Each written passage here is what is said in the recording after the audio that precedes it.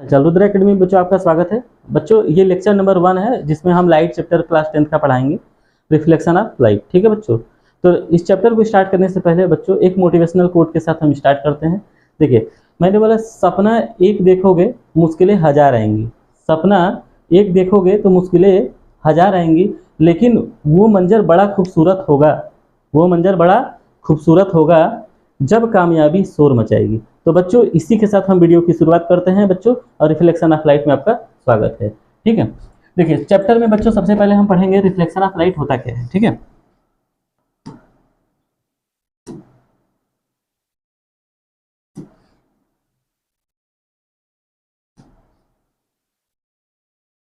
हाँ बच्चों, सबसे पहले हम क्या बात कर रहे हैं, हम सबसे पहले बात करेंगे रिफ्लेक्शन ऑफ लाइट क्या होता है बच्चों। फिर इस चैप्टर में ये बात करेंगे स्फेरिकल मिरर के बारे में बात करेंगे, और उसके बाद image formation by spherical mirror. Spherical mirror के द्वारा जो इमेज बनता है उसको सीखेंगे। ठीक है, उसके बाद इस चैप्टर में बच्चों पढ़ने वाले हैं हम लोग मिरर फार्मूला के बारे में और मैग्निफिकेशन के बारे में। उसके बाद सेकेंड चैप्टर जो इसमें है बच्चों वो रिफ्लेक्शन ऑफ लाइट है, जो लेक्चर 2 में आपको बच्चों मिलेगा। लेक्चर 1 में केवल आपको यहाँ तक मिलने वाला है। ठीक है, और उसके बाद लेक्चर 2 में आप रिफ्लेक्शन ऑफ बाय लेंसेस पढ़ेंगे, उसके बाद इमेज फॉर्मेशन बाय लेंस पढ़ेंगे, और लेंस मेकर फार्मूला पढ़ेंगे, और उसके मैग्निफिकेशन पढ़ेंगे। तो बच्चों चैप्टर की शुरुआत करते हैं।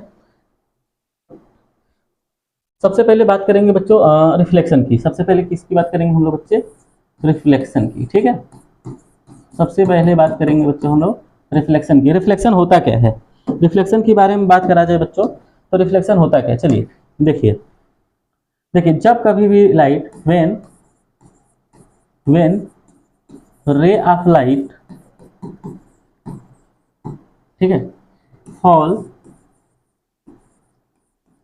On the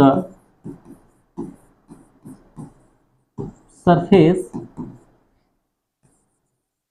of the object,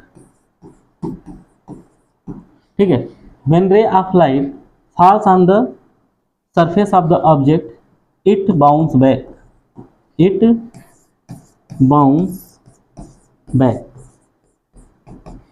यदि बच्चों यदि कोई रे ऑफ लाइट है किसी सरफेस पर पड़े और टकराने के बाद सेम मीडियम में सेम एंगल से, ठीक है, बाउंस बैक हो जाए, है ना, तो उसे हम क्या बोलेंगे बच्चों? Reflection of light. क्या बोलेंगे? Reflection of light. ठीक है, तो बच्चों हम रिफ्लेक्शन ऑफ लाइट में हम सबसे पहले पढ़ेंगे law of reflection of light. ठीक है, क्या पढ़ने वाले बच्चों? Law of reflection of light. ठीक है,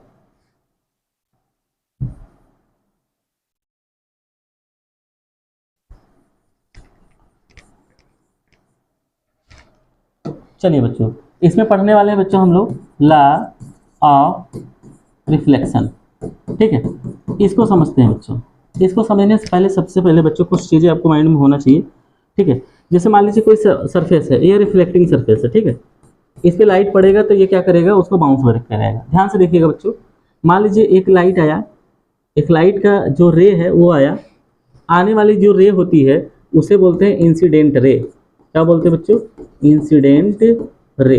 ठीक है, और टकराने के बाद जब ये बाउंस बैक करता है तो इसका नाम है रिफ्लेक्टेड रे। क्या नाम है बच्चों? Reflected ray. क्या नाम है बच्चों? Reflected ray. ठीक है, उसके बाद बच्चों देखिए, उसके बाद इसमें आता है एक परपेंडिकुलर, यदि इस तरीके से परपेंडिकुलर हो जाए, है ना, 90 डिग्री यदि बने तो इसको बोलते हैं बच्चों नॉर्मल। इस वाली लाइन का नाम क्या है बच्चों? नॉर्मल। ठीक है, ठीक है, तो इसके बारे में थोड़ा सा जानकारी प्राप्त करते हैं, फिर उसके बाद समझेंगे। ठीक है,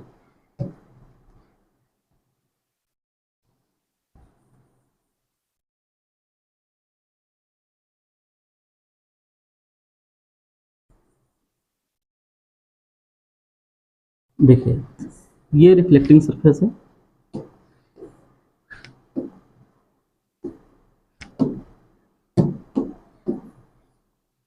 ठीक है, अब देखिए ये जो लाइट आई, लाइट आया, जो लाइट आ रही है उस लाइट का जो रे है उसे हम क्या बोलेंगे बच्चों? Incident ray. पहला चीज, ठीक, टकराया, टकराएगा, टकराया, टकराने के बाद जो लाइट रिफ्लेक्ट किया उसे हम बोलेंगे रिफ्लेक्टेड रे। क्या बोलेंगे इसको बच्चों? Reflected ray. ठीक है, इसको बोलेंगे रिफ्लेक्टेड रे। और इस सरफेस के परपेंडिकुलर यदि कोई लाइन खींच दिया जाए तो उसको हम बोलेंगे नॉर्मल। क्या बोलेंगे बच्चों?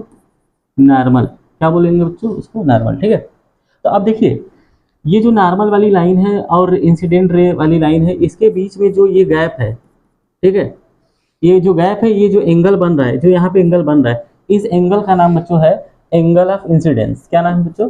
Angle of incidence. क्या नाम है बच्चों? Angle of incidence.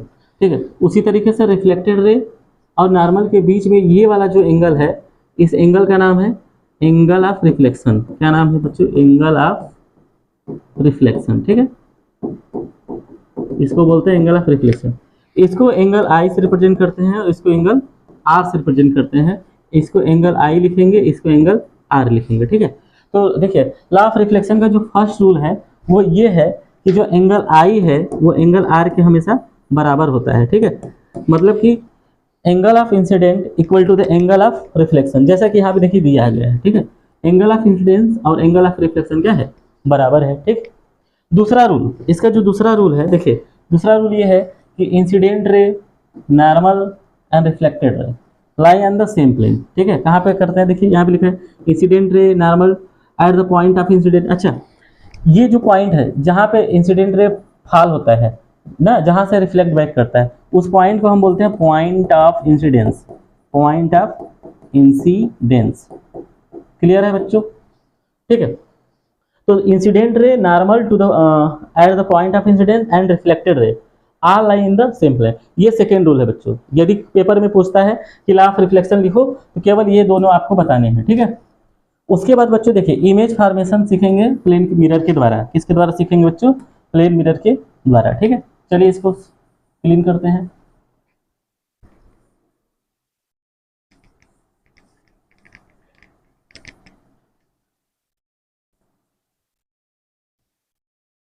चलिए देखिए प्लेन मिरर का मतलब क्या है। देखिए जैसे कोई ये है प्लेन सरफेस, प्लेन मिरर कहते किसे हैं? प्लेन मिरर का मतलब होता है जिसका रेडियस इनफाइनाइट हो। क्या हो? इनफाइनाइट, उसे हम क्या बोलते हैं? Plane mirror. तो प्लेन मिरर जो होता है हमेशा वर्चुअल इमेज बनाता है बच्चों। क्या सब इमेज बनाता है? वर्चुअल बनाता है और इरेक्ट बनाता है। कैसा बनाता है? इरेक्ट। ठीक है ना? अब जैसे यहाँ पे यदि कोई ऑब्जेक्ट मान लीजिए मैंने रखा ए, तो इसका उल्टा इमेज बन जाएगा। ठीक है, यहाँ पे देख लीजिए। चलिए यहाँ पे एक सरफेस लेते हैं, मान लीजिए हमने लिया बी, तो यहाँ पे जो बनेगा बी उल्टा बन जाएगा। तो इसका मतलब कि यहाँ पे वर्चुअल और इरेक्ट बनेगा। ठीक है, लेचरली इन्वर्टेड बनेगा। कैसा बनेगा? सॉरी फ्रेंड्स, यहाँ पे इरेक्ट नहीं लिखना है, यहाँ पे लिखना है इन्वर्टेड। ठीक है, लेचरली इन्वर्टेड बनेगा। ठीक है, ये याद करके रखना है। ठीक है, ठीक है, नेक्स्ट स्लाइड में देखते हैं। देखिए अब बच्चे सीखेंगे, हम लोग क्या सीखेंगे? हम सीखेंगे स्फेरिकल मिरर के प्रकार। स्फेरिकल मिरर होते कितने प्रकार के? ठीक है, तो बच्चों स्फेरिकल मिरर जो होता है वो दो प्रकार के होते हैं। स्फेरिकल मिरर कितने प्रकार के होते हैं? दो प्रकार के होते हैं। सबसे पहला होता है बच्चों कनकेव मिरर, दूसरा होता है कन्वेक्स मिरर। ठीक है, देखिए कनकेव मिरर जो होता है, ठीक है, इसका जो अंदर वाला सरफेस होता है वो रिफ्लेक्शन के लिए होता है। ठीक है, और कन्वेक्स मिरर जो होता है, ठीक है, इसका बाहर वाला जो सरफेस होता है वो रिफ्लेक्शन के लिए होता है। ठीक है, और बाहर देखिए अंदर की तरह ये क्या होता है? कोटिंग किया जाता है।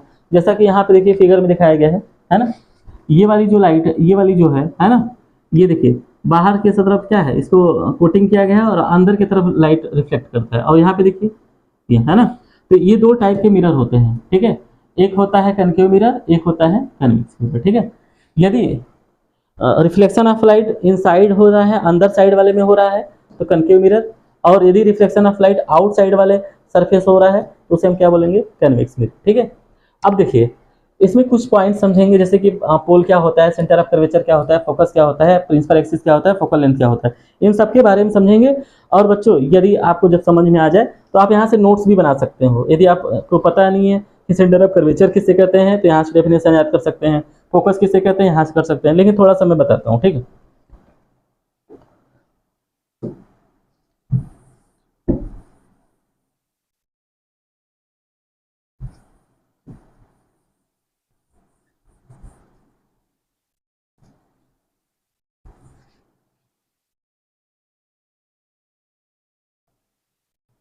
देखिए जैसे मान लीजिए हमारे पास एक कनकेव मिरर है, ठीक। यदि यदि ये पूरा सर्कल रहता तो कहीं ना कहीं इसका सेंटर जरूर आता। तो जो सेंटर होता है इस स्फेरिकल मिरर का, उसी को हम बोलते हैं सेंटर ऑफ कर्वेचर। क्या बोलते हैं इसको बच्चों? सेंटर ऑफ कर्वेचर, ठीक। उसके बाद इस पॉइंट को बोलते हैं पोल, ठीक है।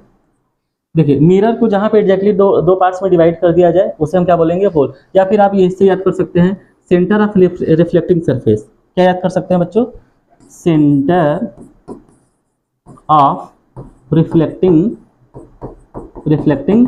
सरफेस। वो रिफ्लेक्टिंग सरफेस जो सेंटर हो उसे हम क्या बोलेंगे बच्चों?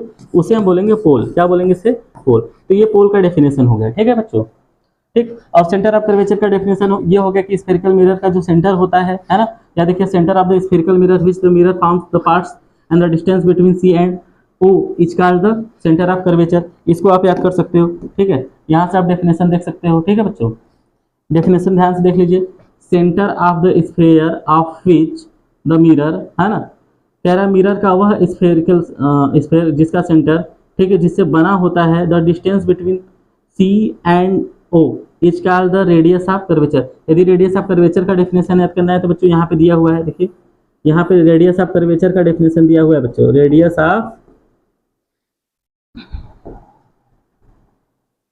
चलिए यहाँ पे मैं लिखता हूँ रेडियस ऑफ कर्वेचर, ठीक है ना। सेंटर ऑफ कर्वेचर यहाँ से यहाँ तक लिखा है। उसके बाद ये वाला यहाँ से यहाँ तक पॉइंट, ये जो हो जाएगा बच्चों, ये क्या हो जाएगा? रेडियस ऑफ कर्वेचर, ठीक है। चलिए मैं और बताता हूँ। दो चीजें हुए, देखिए centre of the reflecting surface,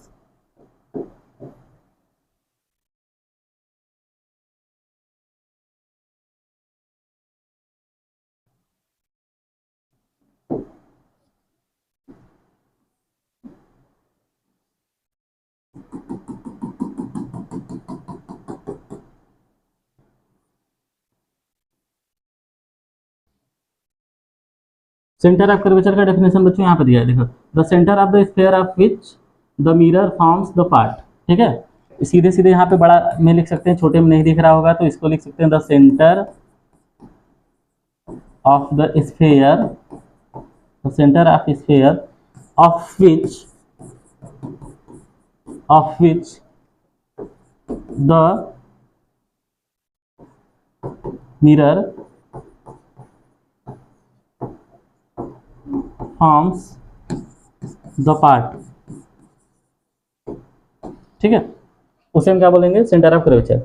देखिए ये वाले पॉइंट को पोल बोलेंगे, इस वाले पॉइंट को सेंटर बोलेंगे। इस सेंटर से पोल के बीच की जो ये दूरी डिस्टेंस होता है, ये जो डिस्टेंस होता है, इसी को हम क्या बोलते हैं बच्चों? इसको बोलते हैं रेडियस ऑफ कर्वेचर। क्या बोलते हैं इसको? Radius of curvature. इसको रिप्रेजेंट करते हैं कैपिटल आर से, ठीक है। सेंटर और पोल के ये जो बीच की दूरी है उसे हम क्या बोलेंगे बच्चों? Radius of curvature. यदि रेडियस ऑफ कर्वेचर का डेफिनेशन याद करना है बच्चों तो सिंपल सा याद कर सकते हो। क्या याद कर सकते हो? The distance between the distance between centre to pole, ठीक है, उसे क्या बोलेंगे? रेडियस ऑफ कर्वेचर, ठीक। चलिए नेक्स्ट चीजें समझते हैं। और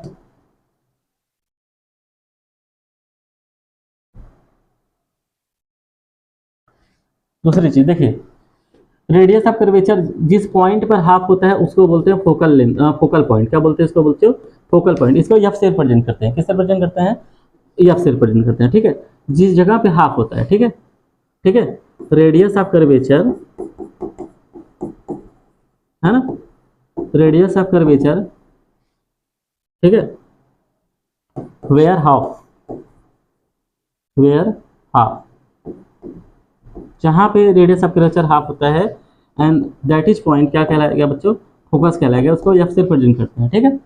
यहाँ पे भी डेफिनेशन दिया गया है, देखिए point on the principal axis at which the ray of parallel to the principal axis. ये दूसरा भाषा दिया है, ठीक है। इसमें ये मतलब ये बोला कि प्रिंसिपल एक्सिस के पैरेलल जाने वाली जो लाइट होता है, जिस पॉइंट से होकर पास होकर जाता है आफ्टर रिफ्लेक्शन, उस पॉइंट को ही हम क्या बोलते हैं? फोकस या प्रिंसिपल फोकस बोलते हैं, ठीक है। उसके बाद देखिए फोकल लेंथ का डेफिनेशन दिया हुआ है। तो फोकल लेंथ का डेफिनेशन ये होगा बच्चों, इसमें भी सिंपल सा याद कर सकते हैं। देखिए ये फोकस पॉइंट है और ये क्या है? ये पोल है। तो फोकस और पोल के बीच का जो डिस्टेंस होगा उसे हम क्या बोलेंगे? Focus distance. तो इसको भी याद कर सकते हैं, the distance the distance between focus to pole, ठीक है, the distance between focus to pole, उसे हम क्या बोलेंगे बच्चों, उसे हम बोलेंगे फोकस डिस्टेंस। क्या बोलेंगे, फोकस डिस्टेंस, ठीक है। तो ये बेसिक टर्मिनोलॉजी है जो बच्चों जिसे याद करना है आपको कनकेव मिरर और कन्वेक्स मिरर में, ठीक है। और अब आगे चलते हैं नेक्स्ट स्लाइड की तरफ, ठीक है। अब बच्चों हम सीखेंगे रूल्स ऑफ रे डायग्राम। क्या सीखेंगे, रूल्स ऑफ रे डायग्राम।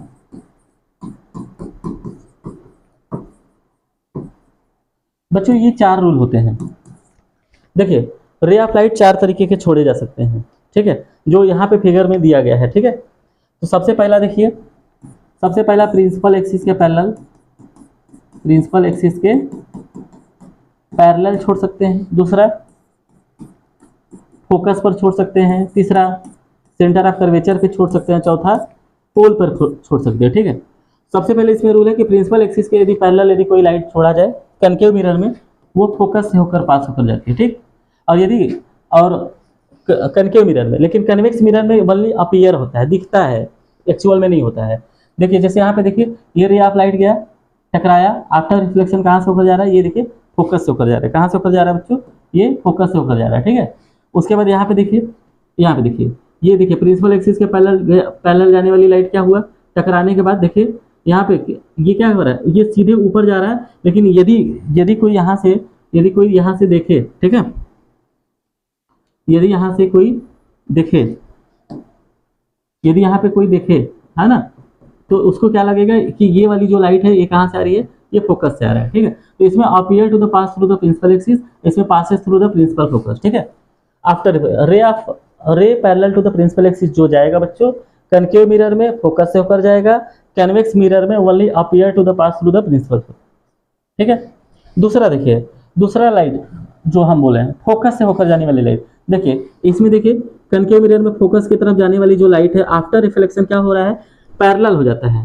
क्या हो जाता है, पैरेलल हो जाता है, पैरेलल हो जाता है किसके, प्रिंसिपल एक्सिस के, किसके, प्रिंसिपल एक्सिस के, ठीक है बच्चों, ठीक है। इसमें कनकेव मिरर में यही सेम चीज देखिए, emerges parallel to the principal axis, ray passing through the principal focus emerges parallel to the principal axis in convex mirror as well as concave mirror, दोनों में सेम होता है, ठीक। अब नेक्स्ट स्लाइड की तरफ चलते हैं बच्चों, सेंटर ऑफ कर्वेचर की तरफ देखते हैं। देखिए दूसरा मैंने बोला था सेंटर ऑफ कर्वेचर से लाइट छोड़ा जाए, देखिए ray passing through the centre of curvature reflect along the same path. इसका मतलब ये है कि यदि कोई रिफ्लेक्टिंग सरफेस ले ले कनकेव मिरर, ठीक है, और ये सेंटर ऑफ कर्वेचर हो गया, ये फोकस हो गया, ये पोल हो गया, ठीक है। तो सेंटर ऑफ कर्वेचर से जाने वाली जो लाइट होती है ना, जब टकराता है तो टकराने के बाद सेम पाथ पे ये वापस हो जाता है। क्यों ऐसा होता है, देखिए यदि इस पर टेंजेंट ड्रा करा जाए, इस पर बच्चों टेंजेंट ड्रा करें, ठीक है, टेंजेंट जानते होंगे बच्चों, टेंजेंट को हिंदी में स्पर्श रेखा बोलते हैं। यदि टेंजेंट ड्रा करा जाए तो इस पर ये कितने डिग्री का एंगल बना रहा है, 90 डिग्री। तो जब 90 डिग्री एंगल पड़ता है किसी सरफेस पे तो वो लाइट कभी भी डेविएट नहीं होता है अपने रास्ते से, ठीक है। तो सेम पाथ पे वो क्या हो जाता है, वापस हो जाता है, जैसा कि यहाँ पे फिगर में दिखाया गया है, ठीक है। देखिए ray passing through the centre of curvature reflect along the same path in the concave mirror and as well as convex mirror, देखिए reflect along the same path, ठीक है। ये दोनों फिगर देख लीजिए, यहाँ से याद कर सकते हैं।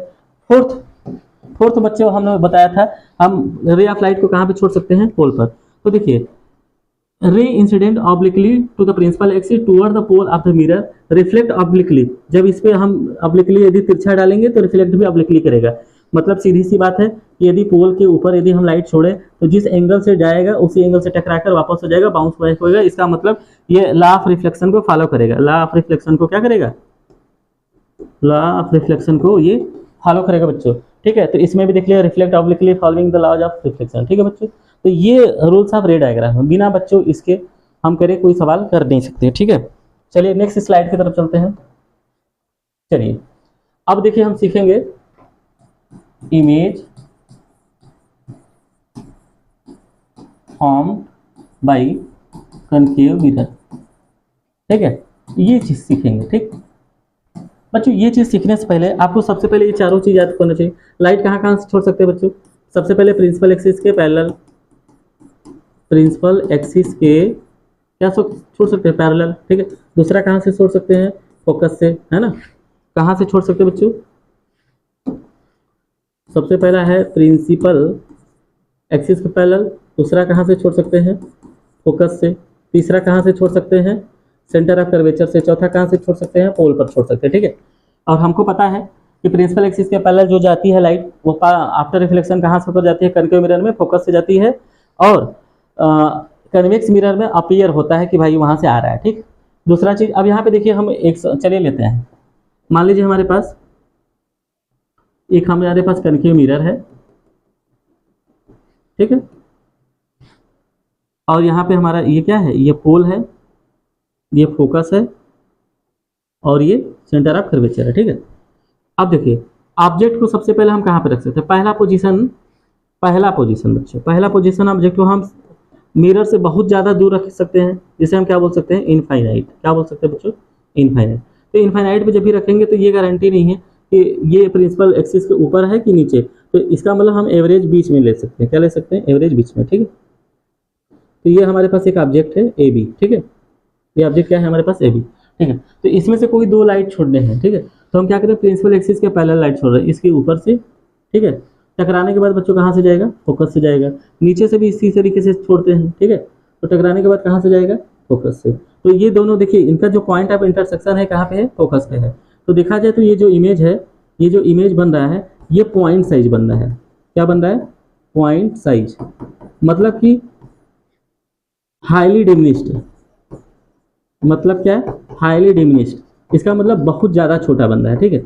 और देखा जाए तो रे ऑफ लाइट क्या कर रहे हैं बच्चों, एक्चुअल में टकरा रहे हैं। एक्चुअल में यदि रे ऑफ लाइट टकराएंगे तो इसका मतलब ये इमेज बनेगा रियल, क्या बनेगा, रियल। और रियल हमेशा इन्वर्टेड होता है, रियल हमेशा क्या होता है, इन्वर्टेड होता है, ठीक। तो रियल हमेशा क्या होता है, इन्वर्टेड होता है, ठीक है। तो जैसा कि इसका फिगर देखिए यहाँ पे दिखाया गया है ना, पोजीशन ऑफ ऑब्जेक्ट है एट इन्फिनाइट। तो इसका जो इमेज बन रहा है वो कहाँ पे बन रहा है बच्चों, ये फोकस पे बन रहा है, ठीक है ना। और इसी तरीके से यहाँ पे देखिए पोजीशन ऑफ ऑब्जेक्ट जो है ना, चलिए सेकंड केस लेते हैं, सेकंड केस भी देखते हैं।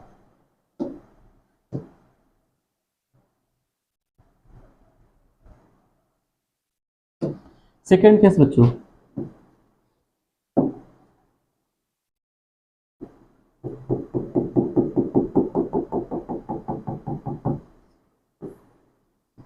ये पोल, ये फोकस, ये सेंटर ऑफ कर्वेचर, ठीक। बच्चे सेकंड पोजीशन हम ले सकते हैं बच्चों, हम तो इनफाइनाइट भी ले सकते हैं, या फिर सेंटर ऑफ कर्वेचर के जस्ट पीछे, मतलब कि beyond the centre of curvature. तो मान लीजिए हम कहाँ पे, प्रिंसिपल एक्सिस के ऊपर लेते हैं ऑब्जेक्ट को, ठीक है। ये हमारे पास एक ऑब्जेक्ट है ए बी। बच्चों इस चारों रे ऑफ लाइट में से कोई एक छोड़ सकते हैं। तो सबसे पहला तो प्रिंसिपल एक्सिस के मान लीजिए पैरेलल हमने लाइट छोड़ दिया, तो कहाँ से होकर जाएगा, ये फोकस से होकर जाएगा, ठीक है। दूसरा, इस तीनों में से कोई छोड़ा जा सकता है, तो हम कौन सा छोड़ा जाए, बताओ बच्चों। चलिए फोकस से छोड़ लीजिए, ठीक है। फोकस से होकर जाने वाली लाइट जब भी छोड़ेंगे तो इसके ऊपर से छोड़ना है बच्चों। तो रे ऑफ लाइट जो है देखिए, ये फोकस से जाएगा, टकराएगा, टकराने के बाद रिफ्लेक्शन जब होगा तो देखिए ये दोबारा जब रिफ्लेक्शन ऑफ लाइट हो रहा है तो ये दोनों लाइट कहाँ पे कट कर रहे हैं, यहाँ पे कट कर रहे हैं, मतलब सी और एफ के बीच में, सी और एफ के बीच में, ठीक है। तो ये ऑब्जेक्ट जितना बड़ा था क्या उतना ही बड़ा बना है क्या, ये थोड़ा छोटा बना है बच्चों। तो इसका मतलब कि यहाँ पे जो इमेज बन रहा है, ठीक है, इसका मतलब जो इमेज बन रहा है बच्चों,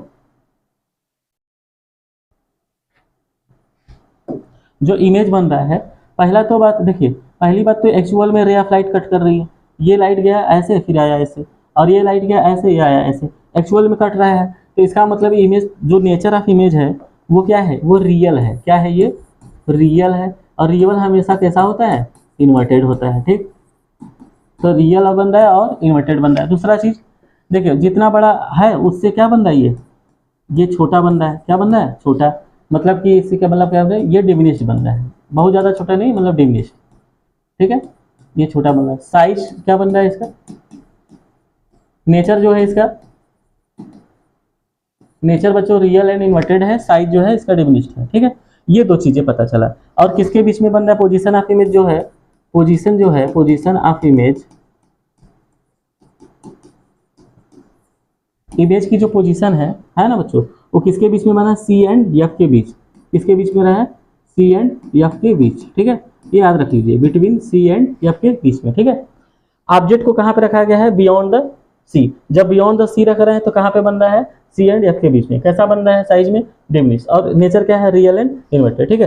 तो बच्चों इस तरीके से ये 6 केस दिए गए हैं, इसको आप प्रैक्टिस करिएगा, नहीं आने पे हमसे कमेंट करिएगा, मैं बताऊंगा। चलिए मैं इसके टेबल की बात इस पे टेबल पे आ जाते हैं, ठीक है। देखिए सबसे पहले देखिए बच्चों, कुछ चीजें आपको याद रखना पड़ेगा। ऑब्जेक्ट को मिरर के सामने कहाँ कहाँ रख सकते हैं, ठीक है। जहां भी रखेंगे उसे बोलेंगे पोजीशन ऑफ ऑब्जेक्ट। क्या बोलेंगे, पोजीशन ऑफ ऑब्जेक्ट।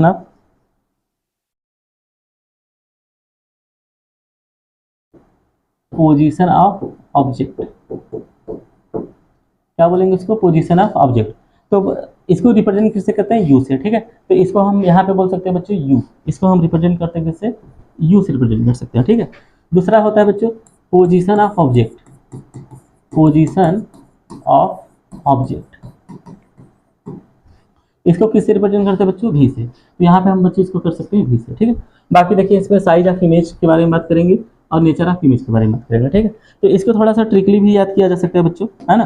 ट्रिकली जैसे देखिए थोड़ा सा मैं समझाने की कोशिश करूंगा, है ना। देखिए आपको याद कैसे करना है, इनफाइनाइट पे इसको पोजीशन ऑफ ऑब्जेक्ट हो जाएगा, पोजीशन ऑफ ऑब्जेक्ट इमेज हो जाएगा।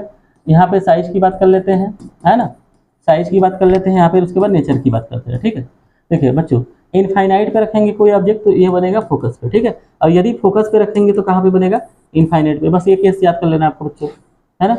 और यदि बियॉन्ड द सी बन रहा है, बियॉन्ड द सी रखते हैं, बियॉन्ड द यदि सी रखते हैं तो सी एंड एफ के बीच में बनेगा, है ना, ठीक है। और दूसरी चीज, यदि सेंटर ऑफ कर्वेचर पे रखते हैं तो सेंटर ऑफ कर्वेचर पे ही बनेगा। अब फोकस पे देखिए, इनफाइनाइट पे तो फोकस पे तो इनफाइनाइट पे, है ना। और यदि ऑब्जेक्ट को सी एंड एफ के बीच में रखते हैं तो ये इमेज बनेगा बियॉन्ड द सी। देखिए बियॉन्ड द सी रख रहे हैं ऑब्जेक्ट तो इमेज कहाँ बना है, सी एंड एफ पे। यदि सी एंड एफ पे ऑब्जेक्ट रख रहे हैं तो कहाँ पे बना है, बियॉन्ड द सी, ठीक है। ये हो जाएगा। लास्ट वाला जो केस होगा बच्चों, फोकस एंड किसके बीच में रखेंगे हम लोग, पोल के बीच में रखेंगे। जब फोकस और पोल के बीच में रखेंगे तो ये कहाँ पे बनेगा बच्चों, बिहाइंड द मिरर। कहाँ बनेगा, बिहाइंड द मिरर। तो बाकी देखिए बच्चों, इसमें बहुत ज़्यादा छोटा बनेगा तो इसमें हमने लिखेंगे हाईली डिमिनिश्ड। क्या लिखेंगे, हाईली डिमिनिश्ड, ठीक है। इसमें थोड़ा सा छोटा बनेगा तो इसमें क्या लिखेंगे बच्चों, डिमिनिश्ड लिखेंगे। क्या लिखेंगे, डिमिनिश्ड। इसमें क्या लिखेंगे, सेम साइज, बराबर बनेगा, है ना। अब धीरे धीरे ये इमेज साइज बढ़ता जाएगा तो यहाँ पे क्या बनेगा, ये बनेगा इनलार्ज। इनलार्ज का मतलब होता है बड़ा, ठीक है, इनलार्ज। फिर यहाँ पे वेरी इनलार्ज, बहुत बड़ा, है ना, या हाईली इनलार्ज। फिर इस वाले केस में क्या बनेगा बच्चा, फिर सिर्फ बड़ा बनेगा, इनलार्ज, ठीक है।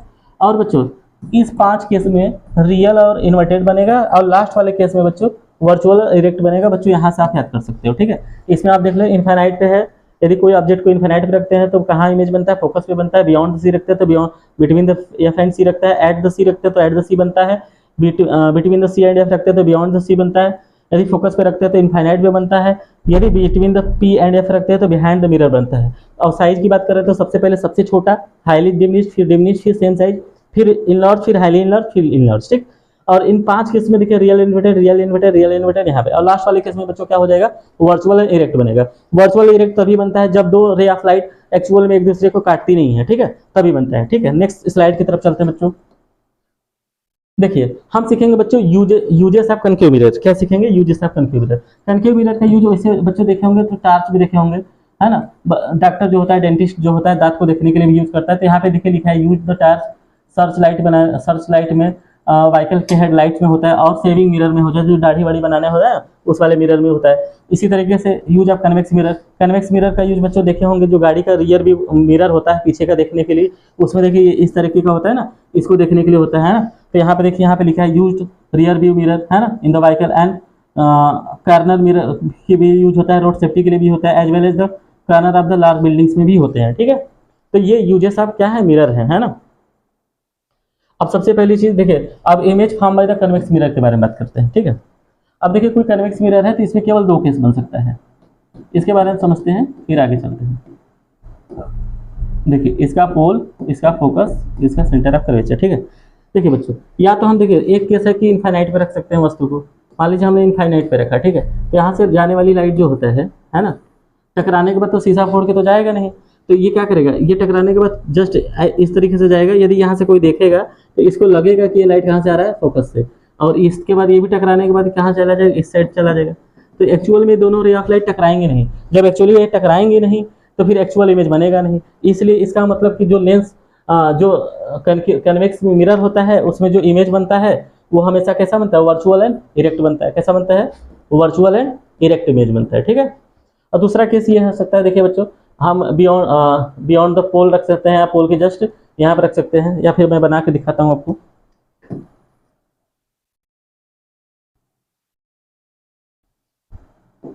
देखिए इसमें केवल दूसरा केस ये हो सकता है बच्चों, यहाँ जैसे पोल है, यहाँ पे फोकस है और यहाँ पे सेंटर ऑफ कर्वेचर है। इनफाइनाइट के बाद हम लोग कहीं पे भी रख सकते हैं, इनफाइनाइट और पोल के बीच में कहीं भी रखा जाए। तो मान लीजिए यहाँ पे रख दिए, है ना, ये ऑब्जेक्ट को ये भी रख दिए। अब मान लीजिए प्रिंसिपल एक्सिस के पैरेलल जाने वाली जो लाइट होती है, ठीक है, कन्वेक्स मिरर में क्या होती है, ओनली अपीयर होती है। यहाँ पे यदि कोई बंदा आंख लगा के देखे तो इसको लगेगा ये जो लाइट है कहाँ से आ रहा है, फोकस से आ रहा है। कहाँ से आ रहा है, फोकस से आ रहा है ना।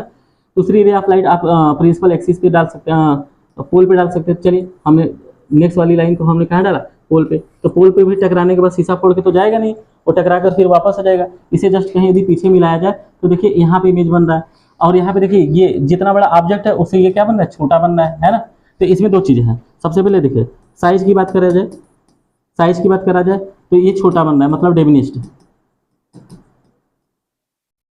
कैसा बन रहा है, डिमिनिश्ड बन रहा है। ठीक है। दूसरी चीज नेचर की बात करा जाए तो ये वर्चुअल बन रहा है, क्योंकि देखिए दोनों रे ऑफ लाइट, देखिए ये इधर जा रहा है, ये इधर जा रहा है, क्या दोनों एक दूसरे को कभी काटेगा, तो ये क्या बनेगा, वर्चुअल बनेगा। और कैसा बनेगा, इरेक्ट बनेगा। कैसा बनेगा, इरेक्ट बनेगा। तो यहाँ पे बच्चों ये टेबल के थ्रू हमने बताया हुआ है। ठीक है। नेक्स्ट आगे चलते हैं। ठीक है। अब हम बच्चों समझेंगे साइन कन्वेंशन के बारे में, बहुत इंपॉर्टेंट चीज है। ठीक है। किसके बारे में बात करने वाले बच्चों हम लोग, साइन साइन कन्वेंशन के बारे में।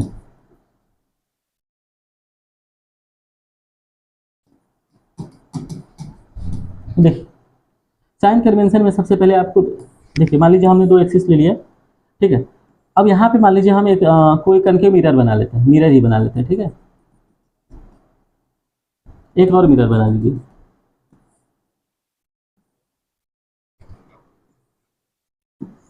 ठीक, इसका पोल यहाँ है, ये कन्वेक्स मिरर, ये कौन सा, ये कनकेव मिरर, ये कनकेव है और ये क्या है, कन्वेक्स है। ठीक है। तो इसका इन दोनों का पोल तो यही है ना। तो देखिए पोल को हम लोग क्या मानते हैं, रेफरेंस मानते हैं। ठीक है। पोल के राइट साइड में जो भी डिस्टेंस मेजर करेंगे उसको हमेशा पॉजिटिव मिलता है। ठीक है। अब पोल से हमेशा लेफ्ट साइड की जो होती है उसे हमेशा क्या मानते हैं हम लोग, निगेटिव। ठीक है।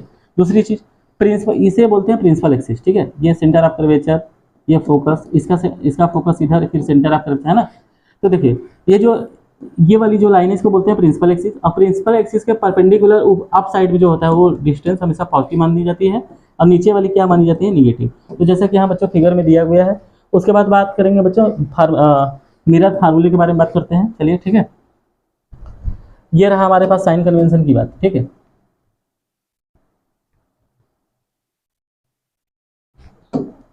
साइन उसके बाद बच्चों हम बात करते हैं किसकी,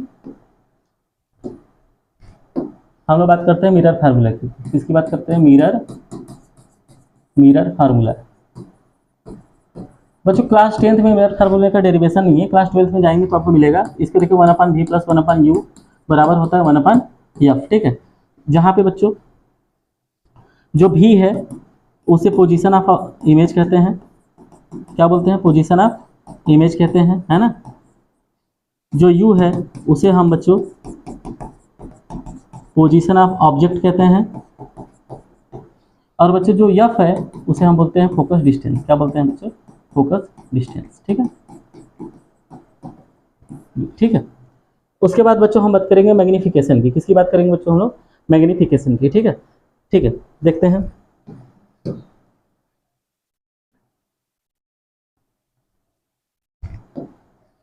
यदि बच्चों मैग्नीफिकेशन की बात किया जाए तो इसको रिप्रेजेंट किया जाता है एम से। ये बच्चों ये रेशियो है, क्या है, ये रेशियो है। अब रेशियो किसका है, ratio of image, ratio of image आप इसको लिख सकते हैं साइज ऑफ इमेज। क्या लिख सकते हैं? Size of image and size of object. ठीक है, ये बच्चों रेशियो है ना, size of image and size of object. तो इसको इसका फार्मूला जो होगा m बराबर आ जाएगा image upon object, size of image divided by size of object. इसको लिख सकते हो -v/u। ठीक है, ये फाइनल फार्मूला है बच्चों। नेक्स्ट लेक्चर में बच्चों हम लोग मिलने वाले हैं। बच्चों नेक्स्ट लेक्चर में हम लोग मिलेंगे और हम लोग सवाल ढेर सारे करेंगे। ठीक है, ये 1 शॉर्ट वीडियो था, पूरा कॉन्सेप्ट है रिफ्लेक्शन ऑफ लाइट का। थैंक यू बच्चों वीडियो देखने के लिए। वीडियो में धन्यवाद।